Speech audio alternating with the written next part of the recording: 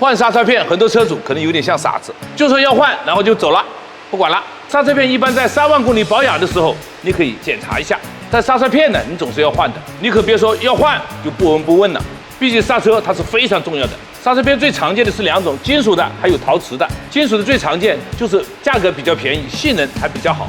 缺点就是很脏，轮毂上呢很多暗褐色的粉末，也容易磨损刹车盘，还会出现刹车异响。如果你就是10万左右的小车，金属刹车片足够满足你的要求。另外一种常见的是陶瓷刹车片，好处是耐高温，刹车灵敏度更高，缺点就是相对贵了好多。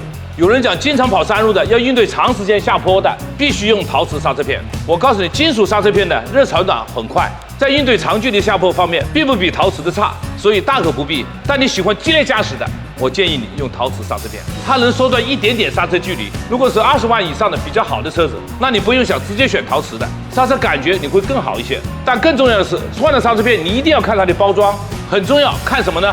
看有没有 TS16949，有没有 ISO9001，看摩擦系数是不是0.3到0.4，这个数值小了你刹不住车，大了容易抱死，导致车辆失控。记不住的关注我，收藏起来，下次保养前再翻开来看一下。